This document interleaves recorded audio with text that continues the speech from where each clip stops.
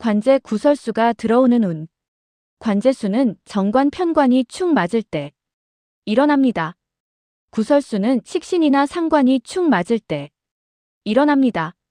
괴강살이나 백호살이 축 맞을 때 관제 구설이 일어나기도 합니다. 관제수는 법적인 문제나 공적인 문제에 얽히게 되는 운수를 의미합니다. 이는 소송, 분쟁, 송사, 관공서와의 마찰 등 법률적인 절차나 공적인 기관과 관련된 어려움을 겪을 수 있는 시기를 말합니다. 예상치 못한 문제로 인해 법적인 절차에 휘말릴 수 있는 상황을 비유할 수 있습니다. 반면 구설수는 말로 인해 생기는 재앙, 즉 타인과의 언쟁, 비난, 험담, 오해 등으로 인해 명예나 평판에 손상을 입게 되는 운수를 뜻합니다. 마치 날카로운 칼날이 오가는 것처럼 혀끝에서 시작된 말들이 걷잡을 수 없이 퍼져나가 자신을 해치는 상황을 연상하시면 이해가 쉬울 것입니다. 이 두 가지는 종종 함께 발생하기도 하는데 말 한마디의 실수가 법적인 문제로까지 번지거나 법적 분쟁이 구설수를 불러일으키는 경우가 많기 때문입니다. 이러한 운수는 개인의 사주팔자 안에서도 그 징후를 찾아볼 수 있으며 특정 시기에 더욱 강하게 발현될 수 있습니다. 사주 명리학에서는 관제수와 구설수를 사주팔자 내의 특정 오행이나 기운의 충돌 혹은 운의 흐름에 따라 발생한다고 봅니다. 예를 들어 일주나 월주에 충이나 형이 있거나 해가 있는 경우 혹은 겁재나 상관과 같은 육신이 강하게 작용할 때 이러한 운이 강하게 나타날 수 있습니다.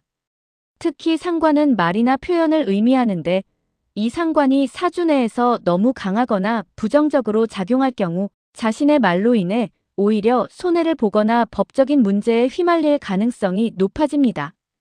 또한 편관이나 정관과 같이 명예나 직책, 법규를 상징하는 오행이 충을 맞거나 제압당하는 경우에도 관제수와 엮일 수 있습니다.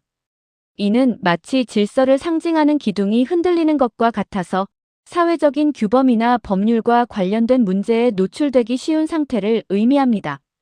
운의 흐름, 즉 대운이나 세운에서 이러한 충이나 형, 혹은 특정 육신이 발현되는 시기가 오면 사주 원명에 잠재되어 있던 관제수나 구설수의 기운이 표면으로 드러나게 되는 것입니다. 예를 들어 평소에는 조용하던 사람도 특정 운년에 충의 기운이 강하게 들어오면 사소한 시비가 큰 싸움으로 번지거나 법적인 송사에 휘말리는 경험을 할 수 있습니다. 이는 단순히 운이 나쁘다고 치부하기보다는 사주 내 기운의 상호작용과 흐름을 이해함으로써 미리 대비할 수 있는 여지를 제공합니다. 관제수 구설수 발생 시 대처 방법. 말과 행동에 신중을 기하기. 가장 기본적인 대처 방법은 말과 행동의 극도의 신중을 기하는 것입니다. 구설수의 경우 섣부른 말이나 오해를 살 만한 행동은 삼가는 것이 좋습니다. 마치 조심스럽게 얼음을 밟듯 말 한마디, 행동 하나하나를 깊이 생각하고 결정해야 합니다. 특히 감정적인 대응은 상황을 악화시킬 수 있으므로 어떤 상황에서도 침착함을 유지하는 것이 중요합니다. 자신의 주장을 명확히 전달하되 상대방의 입장을 존중하고 불필요한 오해를 만들지 않도록 주의해야 합니다. SNS나 온라인 공간에서의 발언도 신중해야 하며 익명성에 기대어 무분별한 비난이나 험담에 가담하는 것은 자신에게 부메랑이 되어 돌아올 수 있습니다. 상대방과의 대화 시에는 녹음이나 증거 확보를 염두에 두는 것도 하나의 방법이 될 수 있습니다. 법률 전문가의 도움받기. 관제수가 염려되는 상황이라면 법률 전문가의 도움을 적극적으로 받는 것이 현명합니다. 혼자서 해결하려 하기보다는 변호사나 법률 상담가와 상의하여 사안을 정확히 파악하고 법적인 절차에 대해 미리 숙지하는 것이 중요합니다. 복잡하고 어려운 법적 상황 속에서 나아갈 방향을 제시해 줄 것입니다. 초기에 전문가와 상담하는 것만으로도 불필요한 오해를 줄이고 사안을 유리하게 이끌어갈 수 있는 중요한 단서를 얻을 수 있습니다. 또한 법률적인 조언을 구하는 과정 자체가 상대방에게 자신의 권리를 보호하려는 의지를 보여주는 신호가 될 수 있습니다. 마음을 다스리고 주변 환경 점검하기.